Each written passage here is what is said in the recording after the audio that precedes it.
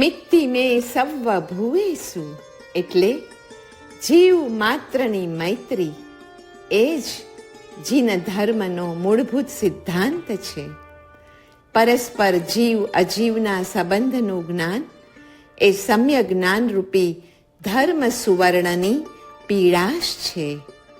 લાખો રૂપિયા આપી હતા એવા ને એવા રહેનાર કરતા માત્ર પાઈ આપીને વિશ્વ પ્રેમનો અનુભવ કરનાર મહાન દાનેશ્વરી છે. ધર્મ કે તત્વજ્ઞાનના ગ્રંથોમાં એ કારણે જ મૈત્રી, કરુણા, સમભાવ વગેરે ઉપર ભાર મુકાય છે. સમગ્ર જૈન આચારનો ભાર આંતરભાવ ઉપર છે. તે કયો ભાવ?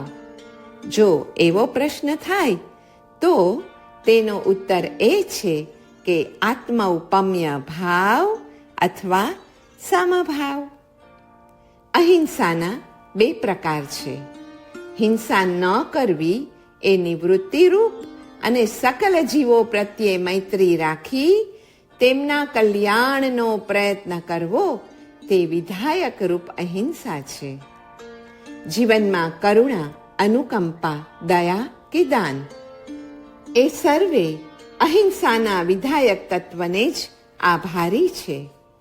પ્રભુ પાસે પણ બે શક્તિ છે, પ્રેમ અને કરુણા. પ્રેમ એટલે ગંગા અને કરુણા એટલે પાર્વતી. પ્રેમ શક્તિ કરતા પણ કારુણ્ય શક્તિ વધુ સુંદર લાગે છે. કરુણામાં પ્રભુની શ્રેષ્ઠતા છે, જ્યારે પ્રેમમાં સમાનતા છે.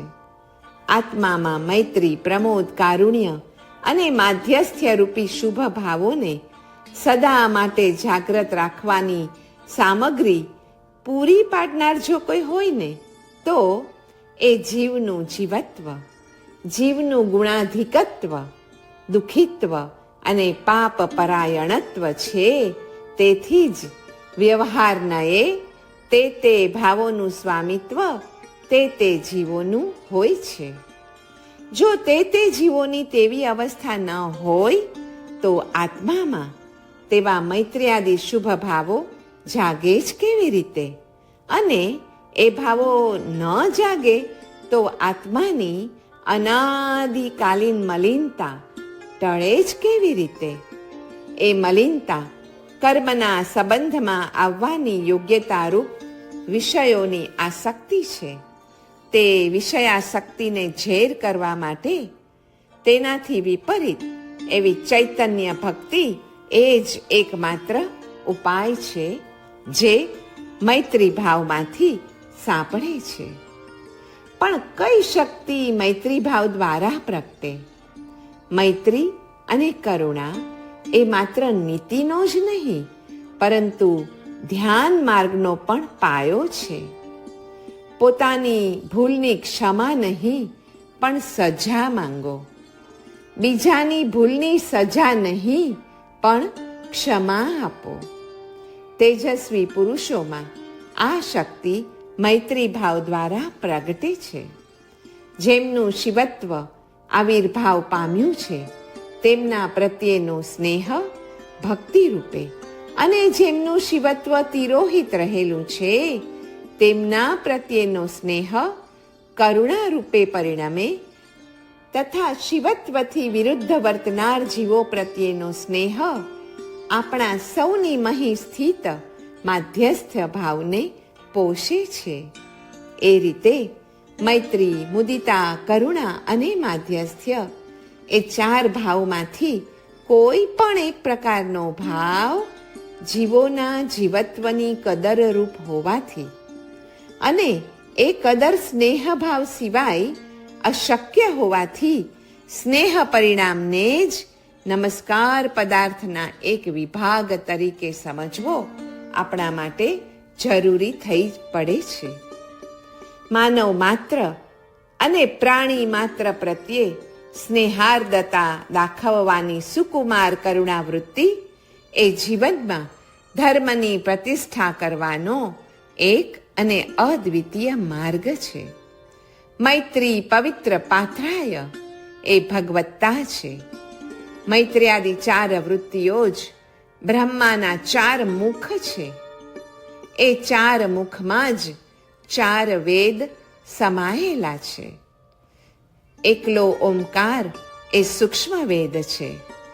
સુખી પ્રત્યે મૈત્રી ભાવ, ગુણી પ્રત્યે પ્રમોદ, દુઃખી પ્રત્યે કરુણા ભાવ અને દુષ્ટો પ્રત્યે ઉપેક્ષા જો રાખીએ તો આખી દુનિયામાં પછી આપણો વિજય જ છે. મૈત્રી વિહીન શબ્દના દુરુપયોગથી સેતુઓ, જમીનદોસ્ત અને જળાશયો જેવા જળાશયો પણ ઝેરયુક્ત બની શકે છે. સર્વ જીવેષુ મૈત્રી સામ ભણ્યતે. સર્વ જીવો પ્રત્યેની મૈત્રીને સામ કહેવાય. આત્મૌપમ્ય ભાવ એ જ પરમ સત્ય છે. પ્રત્યેક ધર્માનુષ્ઠાન મૈત્ર્યાદિ ભાવ સંયુક્ત જોઈએ. નમો ભાવ, અહો ભાવ, સમ્યક દર્શન, પ્રભુ ભક્તિ અને જીવ મૈત્રી આદિ એકબીજાથી સંકળાયેલા જ ભાવો છે. મને જે મળે છે તે કર્મથી મળે છે એ સિદ્ધાંત ભલે સાચો હોય, પરંતુ તે પ્રભુ મોકલે છે એવો વિચાર કરવો એ પ્રેમ, ભક્તિ, પાવિત્ર્ય છે અને એ જ સાચું અને કૃતજ્ઞતા ભર્યું આદર્શ જીવનનું દર્શન છે. અ એટલે પૃથ્વી, ઉ એટલે અંતરિક્ષ અને મ ખોડો એટલે સ્વર્ગ. ઓમ મંત્રાક્ષરમાં આવતા આ 3 અક્ષર અ વત્તા ઉ વત્તા મ એ ત્રણેયનો અર્થ છે પૃથ્વી, અંતરિક્ષ અને સ્વર્ગ અનુક્રમે. આ ત્રણેય જગતમાં સુખી થવાના 2 જ માર્ગ છે. સ્વમાંથી મમત્વનો ત્યાગ અને સર્વમાં મમત્વનો ભાવ. પછી ભલે તમે પૃથ્વીમાં હો, અંતરિક્ષમાં હો કે પછી સ્વર્ગ કે દેવલોકમાં, સર્વમાં મારાપણું એટલે મૈત્રી. અને મૈત્રી એટલે પ્રભુને સર્વ સમર્પણ. અને આ સર્વ સમર્પણ એટલે સર્વ કર્મ ફળનો ત્યાગ. દર્શનાચારના પ્રથમ 4 આચાર કરણરૂપ છે અને પછીના 4 આચાર કરાવણ અને અનુમોદન રૂપ છે. સમ્યક દર્શનના 8 આચાર ઉપરાંત 4 ભાવ મૈત્રી, પ્રમોદ, કારુણ્ય તથા માધ્યસ્થ ભાવને પરસ્પર સંબંધ છે. નમો અરિહંતાણમ. તેમાં અરિહંતોની કરુણાને જ આપણે નમસ્કાર કરીએ છીએ. 5 વિષયો પ્રત્યે વિરાગ અને ત્યાગના અભાવમાં જેમ અજ્ઞાન અને અવિરતિજન્ય આશ્રવ રહેલો છે, તેમ જીવો પ્રત્યે મૈત્રી અને કરુણાના અભાવમાં મિથ્યાત્વ અને અજ્ઞાનજન્ય આશ્રવ રહેલો છે. કરુણાના અભાવમાં દુઃખ અને દુષ્કૃત્યની અનુમોદના છે અને સુખ અને સુકૃતની ઉપેક્ષા છે. ભક્તિનો અભાવ ગુણદ્વેષનો સૂચક છે. કરુણાનો અભાવ પાપ માટેના રાગને સૂચવે છે. પાપના બધા જ દોષો પાપ રાગથી ઢંકાય છે અને ધર્મના બધા જ ગુણો દ્વેષથી અવરાઈ જાય છે. કરુણાના અભાવમાં દુષ્કૃત્યની અનુમોદના છુપાયેલી છે અને ભક્તિના અભાવમાં તો સુકૃતની ગરહા એટલે કે સુકૃતની ઉપેક્ષા છુપાયેલી છે. સાચો ધર્મ હોય ને એને 12 પત્નીઓ હોય. શ્રદ્ધા, દયા, મૈત્રી, શાંતિ, પુષ્ટિ, ક્રિયા, ઉન્નતિ, બુદ્ધિ, મેધા, સ્મૃતિ, તિતિક્ષા અને 12મી પત્નીનું નામ મૂર્તિ. તેની સાથે લગ્ન કરવાથી પ્રભુ અચૂકપણે મળે જ છે. જીવો પ્રત્યે અમૈત્રી એ તો મોટું પાપ છે. અરે મહામિથ્યાત્વ છે, પરમ સત્ય એવા જીવ તત્વનો વિરોધ છે, અનંત આત્માઓની પરમ ઉપેક્ષા છે, અનાદર છે, અવગણના છે, પરમ સંકુચિતતા છે અને ચૈતન્ય તત્વ પ્રત્યે પરમ મૂઢ ભાવ છે. પણ તે બધાનો નાશ એક મૈત્રી વડે જ શક્ય છે. જીવો પ્રત્યે મૈત્રી એ તો બહુ મોટું પુણ્ય છે. અરે એ તો પરમ આસ્તિકતા છે, સત્ય અને સિદ્ધ એવા પરમ જીવ સ્વરૂપનો સ્વીકાર છે, આદર છે, બહુમાન છે, એકત્વનો અનુભવ છે, અનંત સંખ્યા અને અનંત ગુણનો ગુણાકાર છે, તેનો વર્ગ છે, વિશાળતા છે અને વિવેક છે. એ મૈત્રી ભાવને મૂળથી અને ફળથી, પત્રથી અને પુષ્પથી, સ્કંધથી અને શાખા પ્રશાખાથી જેઓએ પણ સિદ્ધ કર્યો છે, તેમને કરેલો નમસ્કાર, તેમની લીધેલી શરણાગતિ, તેમની કરેલી ક્ષમાપના અને તેમની ભક્તિ જીવની અમૈત્રી ભાવરૂપી અયોગ્યતાનો નાશ કરીને જીવની મૈત્રી ભાવરૂપી યોગ્યતાને અચૂકપણે વિકસાવે છે. જીવો પ્રત્યે મૈત્રીના બે પ્રકાર બને છે. એક તો સીધો હિતચિંતાનો ભાવ અને બીજો હિતચિંતાના ભાવથી વિરુદ્ધ ભાવનો અભાવ. જીવોનો હિત થાઓ એવા ભાવનો વિરોધ ભાવ જેને ન હોય, એમાં પણ એમ માનવું જોઈએ કે એને મનથી તો હિતભાવનું કથનચિત અનુમોદન છે જ, પરહિત ચિંતાનો અધ્યવસાય ન હોય તેને પણ જો તે અધ્યવસાયના વિરોધનો ભાવ ન હોય તો તે ન નિષિદ્ધ અનુમતમના ન્યાય દ્વારા કથનચિત મૈત્રીના ભાવવાળો જરૂર કહી શકાય. મૈત્રીને તે ખરાબ માનતો નથી, એ અંશમાં તેનામાં ઉપાદેય બુદ્ધિ છે. વિરોધ ન હોવો અને સહકાર હોવો એ બે પદાર્થ એક નથી, એ તો આપણે પણ જાણીએ છીએ. બ્રહ્મ એટલે પરમ અહિંસક ભાવ.